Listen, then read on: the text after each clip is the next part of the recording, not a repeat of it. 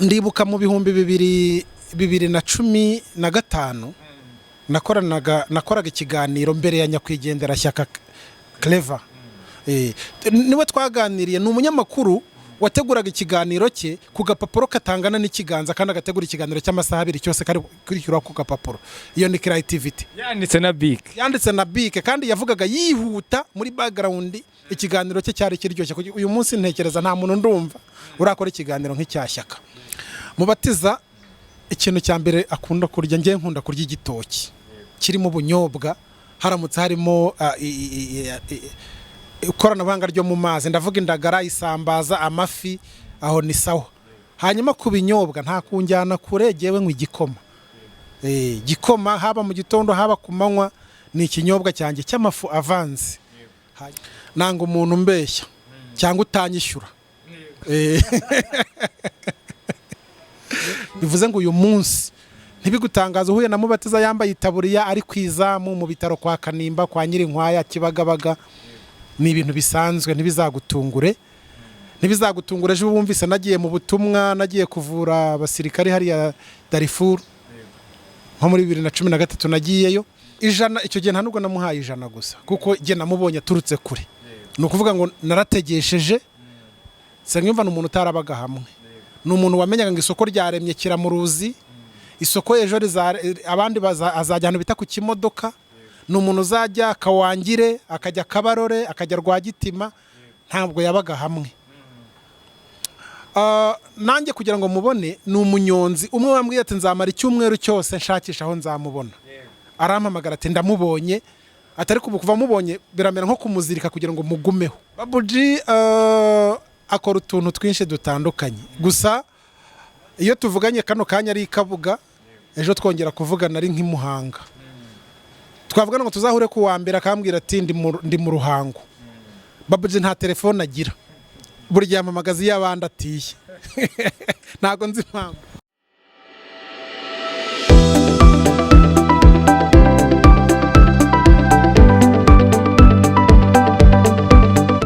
Mubaturaho. Uraho neza Sitizo? Makuru yawe ni meza rwose, meze neza nta kibazo. Namutse muze ko ari iminsi myinshi, ntago nawe mbeshye. Ntago waba ubeshye kubera ko hashizemo n'utunsi dukeya. Abantu benshi badukurikiye muri kano kanya bashobora kuba bazi izina Yohana Umubatiza igihe kitari gito, ariko bakibaza batari ku izina ubundi ni irye riri mu ndangamuntu, ese yigeze abaho umupasiteri? Tumara amatsiko.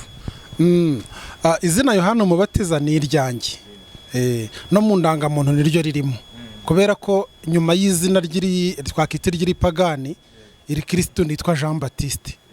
Ubwo nuvuga Yohana Umubatiza ni Jean Baptiste unyarwandakaje cyangwa se ushyize mu kinyarwanda. Muri make niryo so wawe yakwise? Ntabwo ari ryo data yanyise, ahubwo ni papa wo muri batisimu niryo yamfashije kubaka. None papa wawe ntaryo wenda yari yarakwise risanzwe ry'ikinyarwanda? Izina ababyeyi banyise nkimara kuvuka ku munsi wo kwita nitwa Nibishaka Jean Baptiste. Hanyuma unaryo iryo ryo muri batisimu ryongereshaho ku ndangamuntu? Iryo ryo muri batisimu umunsi mbatizwa nyine niswe Jean Baptiste. Hanyuma yenda kugira ngo rijye mu kinyarwanda, umunsi ryagiye mu kinyarwanda nuko nari ngeze mu itangazamakuru. Ibi byaje kuba umwihariko mu 2007. Ari nabwo winjiraga mu itangazamakuru? Aribwo ninjiraga mu itangazamakuru. Ahangaha ninjiye mu itangazamakuru nk'impano, hazamo no gutebya, ariko sinabyifashamo njye nyine. Ubwo nari kumwe n'umugabo bitaga Mukunzi Rubensi, bakunda kumwita n'uyu munsi yitwa Mr Bean. Ariko nawe ntiryari irye, ntekereza hari undi nawe Mr Bean utariwe.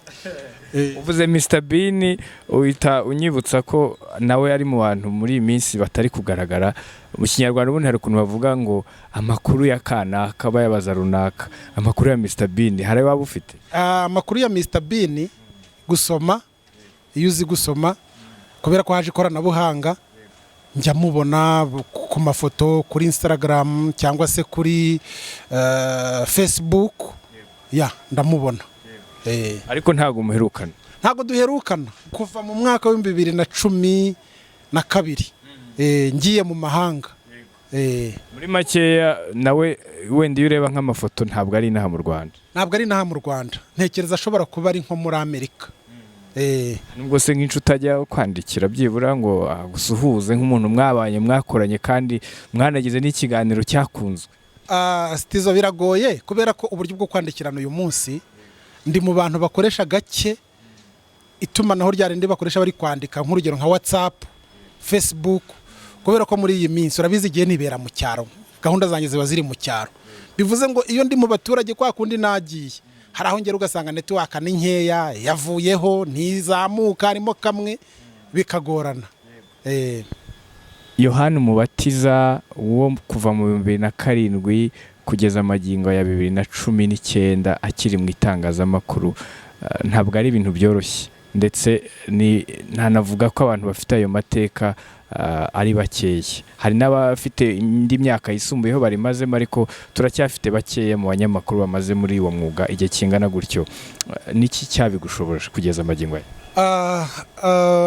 Stizo, hari umugani baca mu Kinyarwanda ngo umuti w'ubutindi ni ukwirinda guhemuka. Ngiye nabanye n'abantu banjye neza, ndavuga abaturage. Itangazamakuru iyo urebye bisaba kumenya umurongo w'itangazamakuru ugenderamo n'uburyo ugomba kuwugenderamo. Ibyo uvuze ndabyemera, ndanabyumva kubera ko hari benshi iryo tangazamakuru twavuga ni iryigenga, kuko nyuma ya jenoside yakorewe abatutsi muri Mata 1994 nibwo haje gutangira ibitangazamakuru byigenga byiyongeraga ku gitangazamakuru cya leta. Aho ngaho ubwo nibwo radio DC yatangiye, nayo yatangiriye n'izindi radio. Kuba twarahatangiriye tugakora, hari benshi bagiye bavamo ku mpamvu zitandukanye, uhenda amakosa se, cyangwa se kunanirwa, cyangwa se kutihangana, cyangwa guhagarikwa mu kazi. Ibyo rero kuba tugejeje uyu munsi harimo kwitwararika, kumenya umwuga, ukamenya uburyo ugomba kuwukoramo, n'ibyo ugomba gukora n'ibyo utagomba gukora. Kugeza uyu munsi rero je umurongo nahisemo wo kuba nkorana n'abaturage, nkamenya ubuzima bw'abaturage bwa buri munsi, byaramfashije ku buryo ntekereza ko n'indi myaka myinshi ndacyakomeza mu itangazamakuru.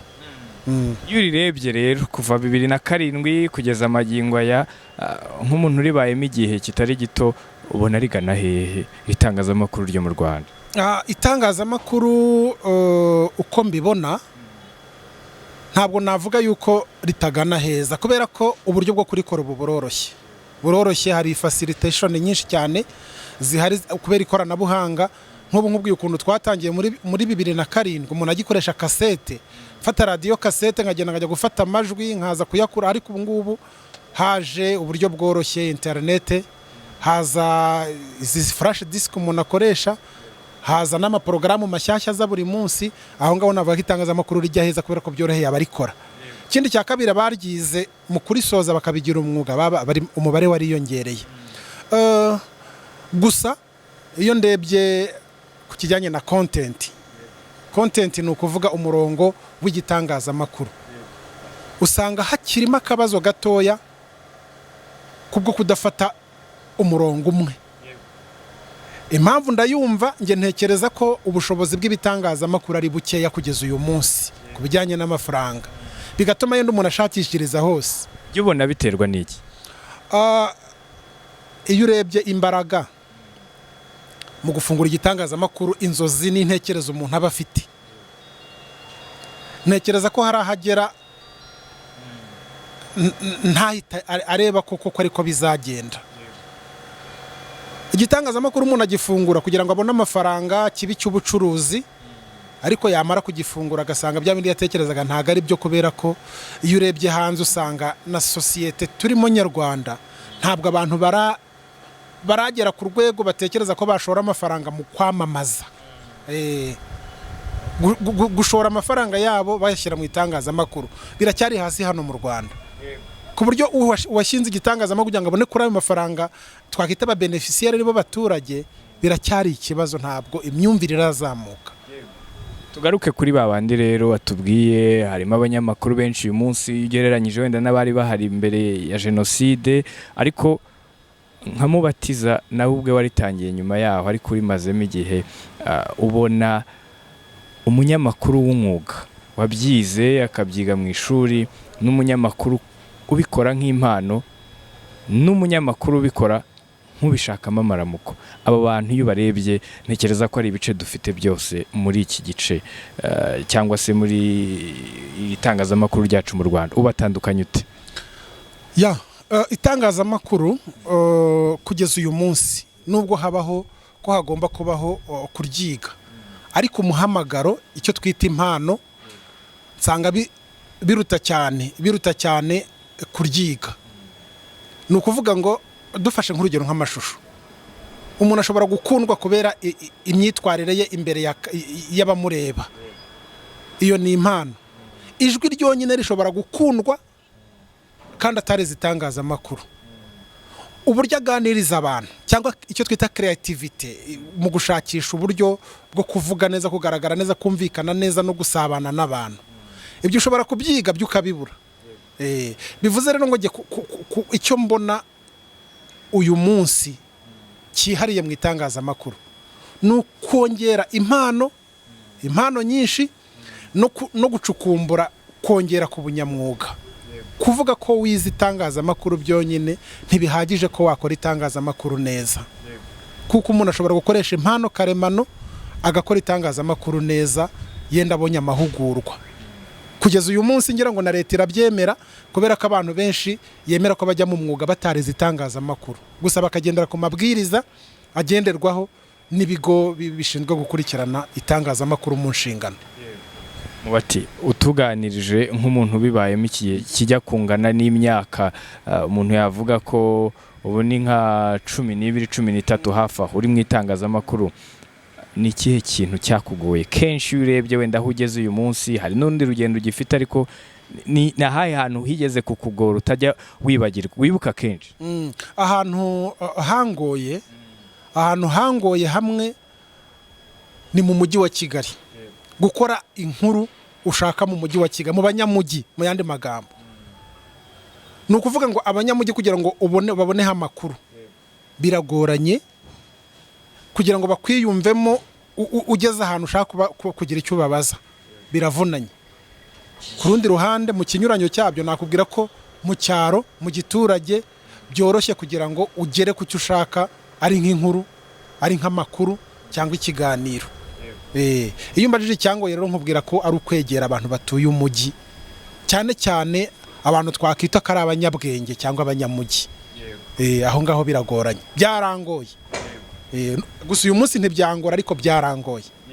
Hanyuma twinjiye muri bya bindi bavuga ko ari tekinike cyangwa hasi bibera inyuma y'amarido. Hari igihe umuntu areba inkuru wakoze ariko atazi uburyo yakuvunnye, nta gihe wenda byigeze bibaho ukaza inkuru ugasanga wenda amashusho ntabwo yabashije gufatwa neza, bikaba byaguteranya n'umukoresha, nta kantu kigeze kabaho wenda n'abantu bamenya bakamenya uburyo cy'umuntu w'umunyamakuru? Hari igihe burya hari biba byabereye inyuma atamenya, ariko burya aba ari akazi nako katoroshye.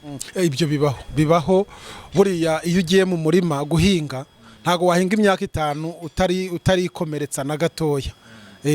Bivuze ngo rero mu kazi k'itangazamakuru naho hari aho ushobora gukora wihuta bitewe n'igihe ufite, ugasanga hari akantu kagucitse, ukinyuramo. Birashoboka rero, byambayeho,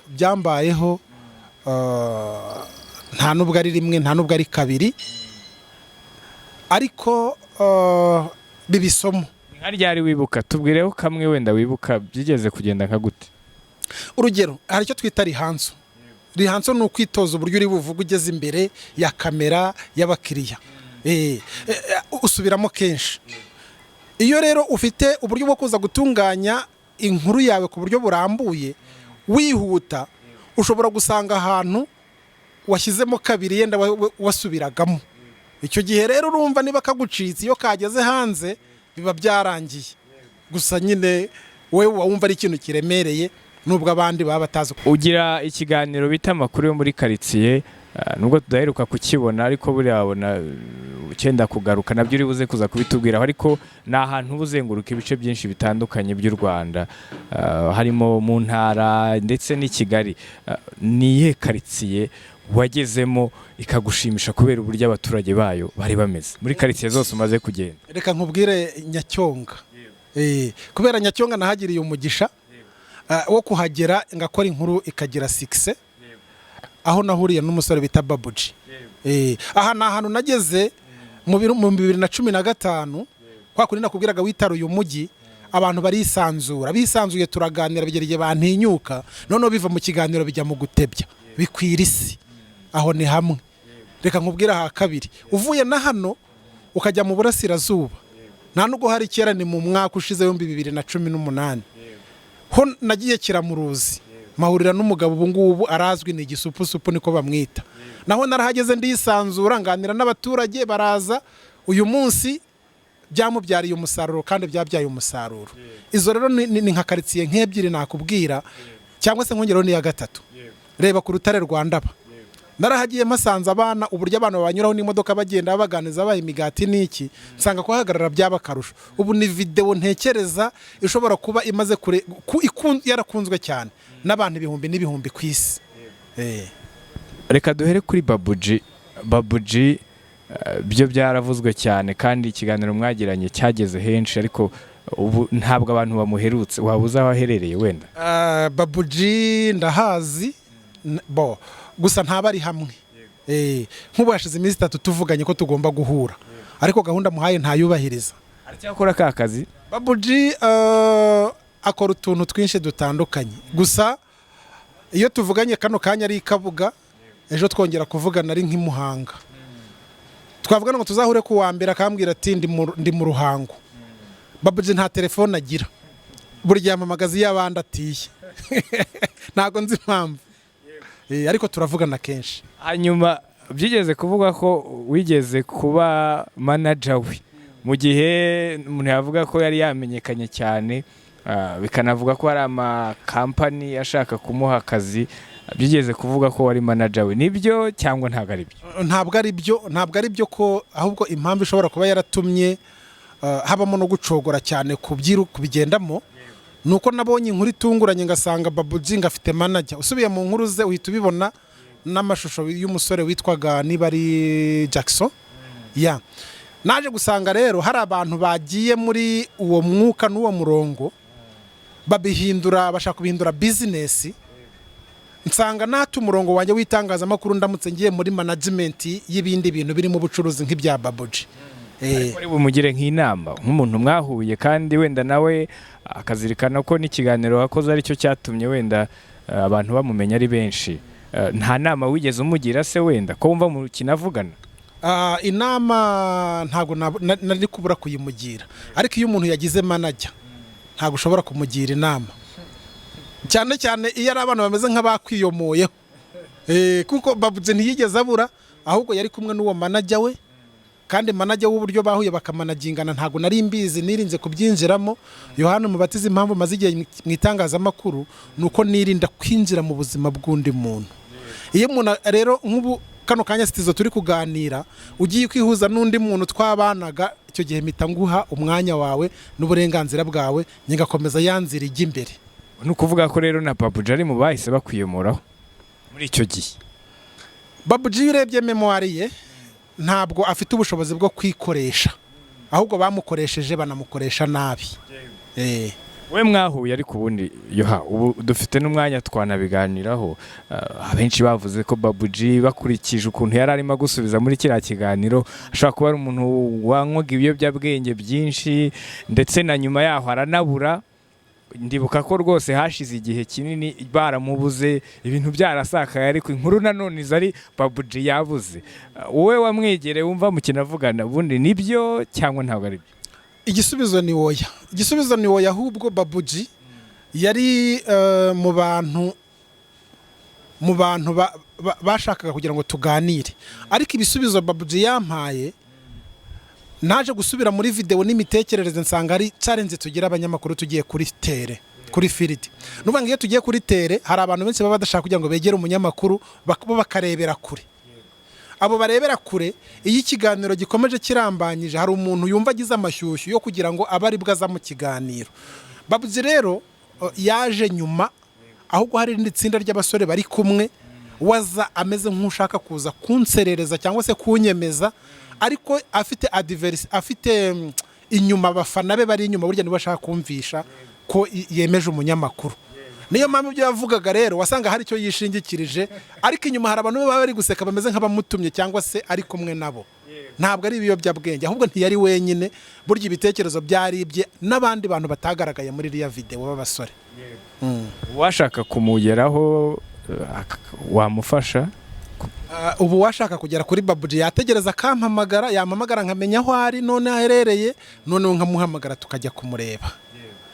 Hanyuma reka tujye kuri Nsengiyumva. Abenshi muri iyi minsi bari kumwita igisupusupu kubera indirimbo ye. Ni umuntu nawe mwamenyanye, ntekereza ko ku bwanjye niba atari ibyo mu mbabare, ariko ntekereza ko ikiganiro mwakoranye kiri muri video nke muri nyinshi umuntu yavuga zagiye zigaragara ko ari n'utundi tuvideo abantu bamufataga kuri telefone, ariko icyo mwakoranye kiri muri video ntekereza ko nanone zamugira akamaro, aririmba indirimbo yise Rwagitima. Nkawe nk'umuntu mwahuye, ubundi ushobora n'ubu kutubwira wenda ibyo tutazi, cyangwa se hari ukuntu iyo umuntu yeditinze inkuru abikuramo. Nsengiyumva yari ameze ate muhura? Nsengiyumva nanjye mu kumumenya nabonye akavideo gato cyane ariko gakoze nabi, arimo acurangira umuntu amubwira turampa ijana.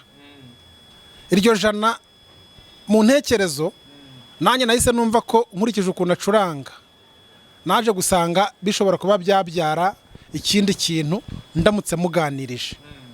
Ijana wararimuhaye? Ijana icyo gihe nta nubwo namuhaye ijana gusa, kuko jye namubonye turutse kure. Ni ukuvuga ngo narategesheje. Nsengiyumva ni umuntu utarabaga hamwe, ni umuntu wamenyaga ngo isoko ryaremye kiramuruzi, isoko ejo abandi azajya ahantu bita ku kimodoka. Ni umuntu uzajya Kawangire, akajya Kabarore, akajya Rwagitima, ntabwo yabaga hamwe. Nanjye kugira ngo mubone ni umunyonzi umwe wambwiye ati nzamara icyumweru cyose nshakisha aho nzamubona. Arampamagara ati ndamubonye, atari kuva kuva mubonye biramera nko kumuzirika kugira ngo mugumeho. Arakomeza aramukurikira mpaka ampamagaye mugezeho.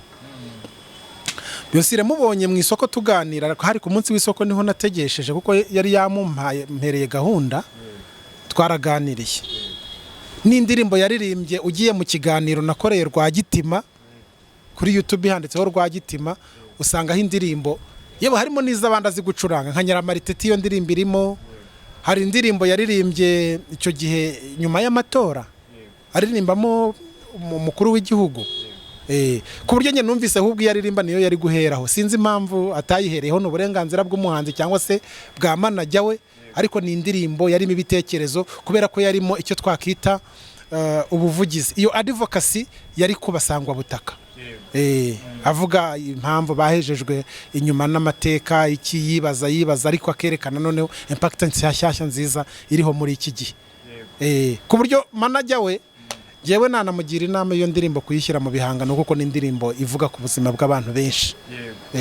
Hanyuma rero wowe nk'iyo uri kumureba kuri televiziyo, nta kantu ujya wibuka wenda kari inyuma y'amarido tutamenye gasekeje wenda muhura bwa mbere dushobora kumenya wenda uyu munsi, kuko turagufite kandi mwarahuye mbere yuko indirimbo ye ya mbere yamamara?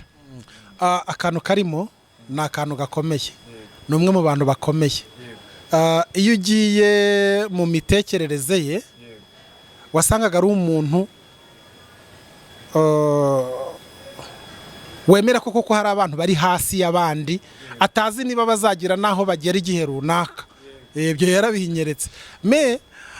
Ntekereza ko hari n'irindi rushanwa ryigeze kubaho ryahuzaga abantu bafite ibihangano nka biriya, ariko bigeze kumamagara bamushaka ndamwohereza y'icyo gihe. Gusa kuva icyo gihe kugeza uyu munsi ntiturongera kubonana. Ntabwo araguhamagara se bakubwira ati rwose warakoze twakoranye ikiganiro? Ntabwo birabaho? Ntabwo arampamagara. Ashobora kuzampamagara cyangwa ntanampamagare, ariko ntekereza ko gahunda ze uburyo mbona ari nziza, byaranshimishije. Ariko akanyabugabo byanteye nuko numva ngomba gukomeza abanyarwanda benshi bakazamuka binyuze hariya, kuko hari abandi babiri none abo ngiye ndi gushakisha kugira ngo nabo batere indi ntambwe. Harimo umukobwa, mutegereze. Reka tujye ku wundi muntu nawe wamamaye cyane, mwagiye mukorana, uri kuri radiyo, umuntu witwa Macari amakuru ye? Macari ari aho. Macari ni umwana w'umukobwa ntekereza kuzamura impano z'abantu. Nifuje kuzamura impano y'umwana akiri muto cyane cyane, ariko yari creativity, kuko nifuzaga yuko uko wumva kuri iyi radiyo wumva kuri buri gihe nashakishaga icyaza ari itandukaniro hagati n'izindi radiyo. Njye ntekereza iryo jwi, nta nubwo ari n'iryo gusa, hari n'andi natekereje.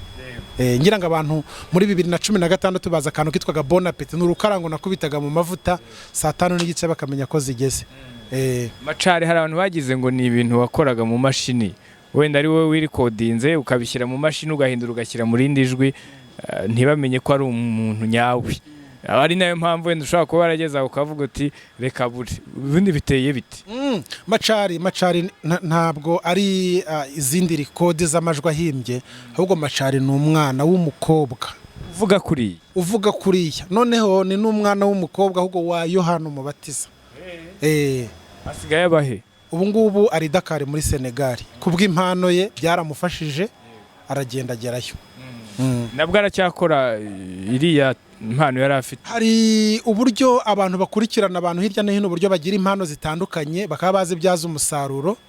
Yaje kwifashishwa n'umunyamakuru wo muri TV5. Uyu nguyu kubera ko ikigo nakoreragamo cyakoranaga n'ikigo cy'Abafaransa cya Canal Plus, yaje kumubonamo impano bituma atekereza ku kigo gihuza abana batandukanye muri Afurika ku bijyanye n'impano z'abana. Arabinsaba, tubyumvikanaho nk'umubyeyi we, turabikora, biba ngombwa ko ajya muri icyo kigo gukurikirana izo mpano. Ubu ngubu ameze neza, nta kibazo. Mubati, twaganire byinshi, ariko reka nanone twinjire mu buzima bwawe bwite mo imbere cyane. Hari abantu baba bakubona kure ariko wenda batazi ko nawe ushobora kuba uri umuntu usanzwe. Umunsi wa mubatiza ubuteye ute? Umunsi wanjye ni ukubyuka mu gitondo. Ubwo nyine umunsi uhera mu gitondo. Mu gitondo ikintu cya mbere nkora ntabwo ntekereza ngo ndakora iki, mba naraye ngitekereje. Akenshi nubwo ubona umujyi wa Kigali tuwutuyemo, ariko ndi mu bantu batawirirwamo. Buri gihe mba ndi inyuma y'umujyi wa Kigali kugeza nimugoroba nkagaruka. Mubatiza rero umunsi wanjye, uwo munsi gahunda uko ibiteye, ndi umuntu udakora umurimo umwe. Ufite n'izindi business ku ruhande zitari itangazamakuru? Yego, kubera ko itangazamakuru kuri jye ni impano, ariko umwuga nize ubundi nize kuvura abantu. Uvura ibiki? Njyewe muri segonderi nize sciences infirmières, bivuze ngo ndi umuforomo. Nakoze mu bitaro, ari ibitaro by'i Kanombe nakozemo, nyuma nza gukora muri clinique zitandukanye. Bivuze ngo uyu munsi ntibigutangaza uhuye na Mubatiza yambaye itaburiya ari kwizamu mu bitaro kwa Kanimba, kwa Nyirinkwaya, Kibagabaga, ni ibintu bisanzwe, ntibizagutungure. Ejo bumvise nagiye mu butumwa, nagiye kuvura abasirikare hariya Darifur, nko muri 2013 nagiyeyo. Mubatiza ni umushoferi. Kano kanya iyo habonetse umuntu umbwira ati mfite imodoka Dar es Salaam ku Cyambu ndashaka kujya kuyizana, nayiguze Dubai, Mubatiza ahita afata perimi yakagenda, nkamara ibyumweru 2 utambona. Hari n'ukeneye wenda kumutwara se bisanzwe bya taxi? Mubatiza ku munsi w'ubukwe cyangwa se umuntu ambwiye ngo afite ikiraka cyo kuva ku kibuga cy'indege kugira Rubavu, Mubatiza mfite imodoka yanjye ndagenda. Nta kibazo mfite. Ni ibintu byiza cyane. Hanyuma tugende kuri Mubatiza, mu bintu byo kurya akunda kurya iki? Mubatiza ikintu cya mbere akunda kurya, njye nkunda kurya igitoki kirimo ubunyobwa, haramutse harimo ikoranabuhanga ryo mu mazi, ndavuga indagara, isambaza, amafi, aho ni sawa. Hanyuma ku binyobwa nta kunjyana kure, jyewe nkwa igikoma. Gikoma haba mu gitondo haba ku manywa, ni ikinyobwa cyanjye cy'amafu avanze. Hanyuma twajya mu gisirimu nkwa Coca-Cola ikonje, nta kindi. Mubatiza mu buzima bwe ntiyigeze asoma ku cyitwa inzoga. Kubera iki? Nayo ni impano. Kutazikunda cyangwa nuko hari ibibi byazo? Mu buzima, mu bijyanye n'abize ubuzima, hari ikintu bita incompatibility. Ni uguhuza ibintu ntibihure. Inzoga ntabwo ihuye n'umubiri wanjye. ni nayo mpamvu nkora gahunda zanjye zose zigatungana kandi zigacamo. se wenda mu rugo umufasha wawe cyangwa se amacara ashobora no kuba amaze gukura, we ntashobora kuyinywa wenda ukabimubuza kandi wenda ari ukubera ko ari impamvu yawe, cyangwa nabo bose ni kimwe nkawe? Naje kugira amahirwe shaka umugore nawe utanywa inzoga, naho byarikoze iyo incompatibility, ariko iyo biza kuba yinywa byari kuba uburenganzira bwe, n'amacara aramutse ayinyweye ni uburenganzira bwe, ntago nanayimugurira aramutse agejeje igihe cyo kunywa inzoga cyangwa se bibaye ngombwa. Ntabwo ari ukuvuga ngo kuba ntayinywa nabuze undi muntu. N'abantu ndabagurira inzoga bakanywa nta kibazo. Umubatiza ni iki mu buzima bw'akunda kiruta ibindi? Nkunda amazi. Nkunda amazi jewe, ni ukuvuga ngo ikiruhuko cyanjye ubuzima bwanjye numva nabumara ku mazi, kuri plage, kuri piscine, icyo nicyo kimpa amahoro. Ibara ry'amazi sinakubwira ngo ni icyatsi n'icyo, ariko iriya kala ubona mu mazi. Nkunda amazi, ijwi ryayo n'ibara ryayo. Hanyuma Umubatiza yanga iki? Nanga umuntu mbeshya cyangwa utanyishyura. Nanga umuntu unyambura. Icyo nicyo kintu nanga rwose. Nanga umuntu umbeshya cyangwa se akanyambura. Hanyuma rero umaze gusoma ibitabo byinshi, ujya usoma? Njya nsoma. Mu bintu byose umaze gusoma, hari umuntu ugukurikiye muri kano kanya, nirihe jambo cyangwa se nihe nteruro imwe yakubatse mu buzima bwawe ushobora no kuba waragendeho uyu munsi wa none, nawe ushobora kumusangiza ayo magambo akaba ashobora kuzagira icyo amumarira mu buzima mu gihe yaba ntayo yarazi? Njye nkunda gusoma, nsoma ibitabo byinshi, ariko igitabo nkunda gusoma iyo mbonye umwanya n'igitabo kinini. Hanyuma nta jambo se wasomye muri mwe wasangiza abantu ry'ubwenge? Nari basangiza, iyo mvuze igitabo kinini ubwo ni Bibiliya. Nk'iyo usomye nko muri Yakobo 4:13 kugeza kuri 15, hari ahantu hatwereka yuko ibintu byose dutekereza byose tuba twibeshya iyo tutabishyize imbere y'Imana. Ni ukuvuga ngo uwo murongo Yakobo 3:4 kugera kuri 15 uwasoma wese yabibona. Mama Eminante ni umuntu mwakoranye, ndetse mu kiganiro cyanyu mugiramo igice cyangwa se seguma yitwaga indege. Hari indege mwagendagamo mu kiganiro mu gitondo, abantu benshi bakurikiraga. Mbere ko tujya kuri Mama Eminante, ubundi kiriya gitekerezo cyavuye he cy'indege? Helicopter, ni helicopter niko yitwa, ni so magique, ni indege. Iriya ndege buriya nayikuye reka mbe ndetse kuhavuga. Iriya ndege hatubwira wayikuye he? Iriya ndege nayikuye mu ndirimbo ya Sorora Bien. Bundi ni ijwi ritangira Sorora Bien, kuri video hatangira helicopter aho bavuga ngo ezakoya. Iriya jwi nakubwiye ko mwitangazamakuru kugira ngo ubashe kuzamuka.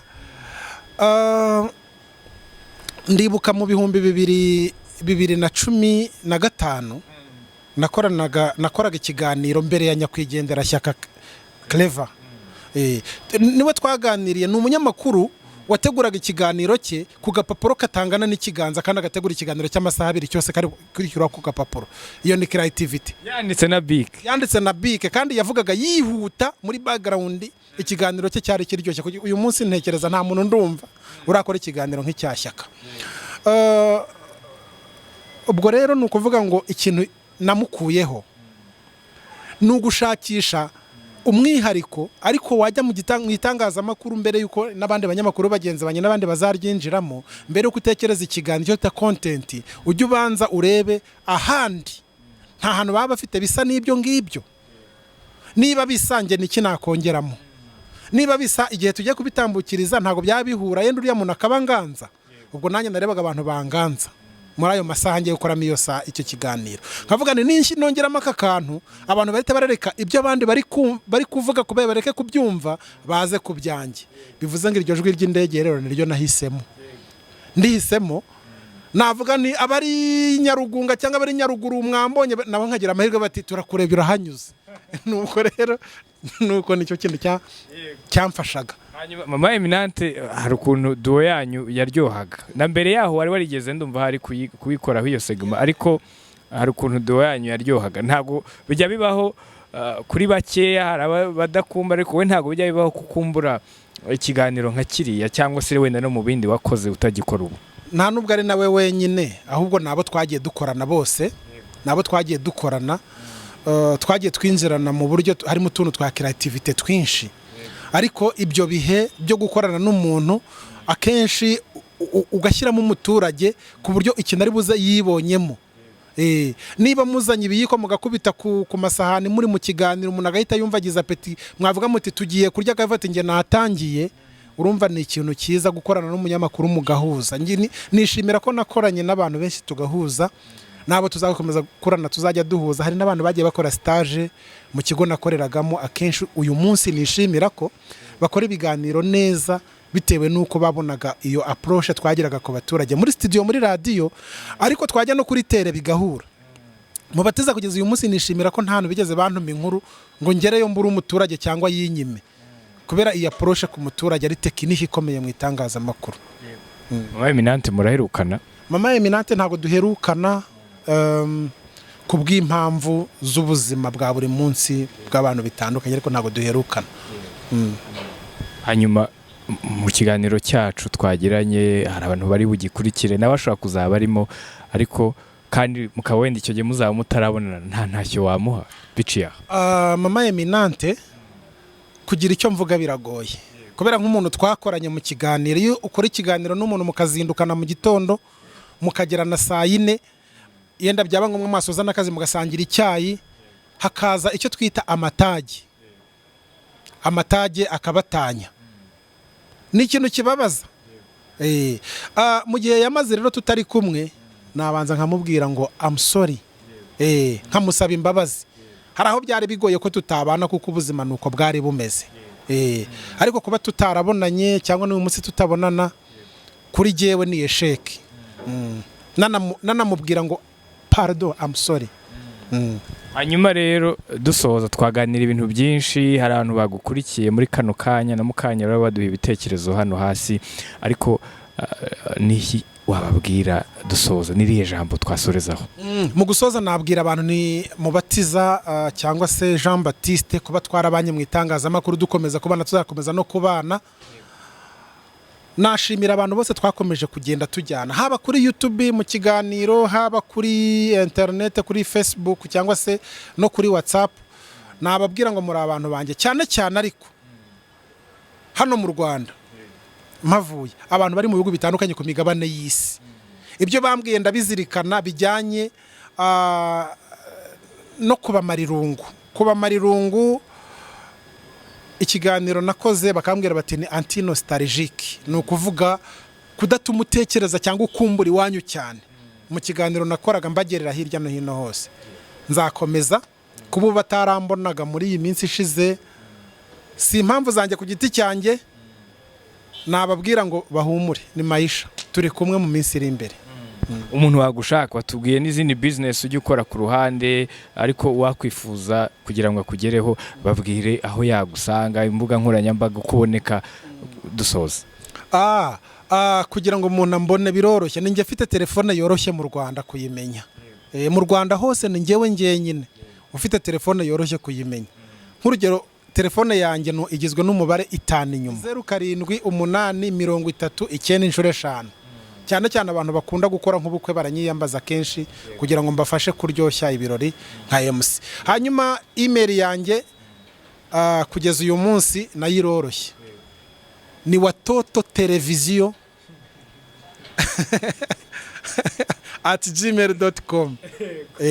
Urakoze cyane Mubati.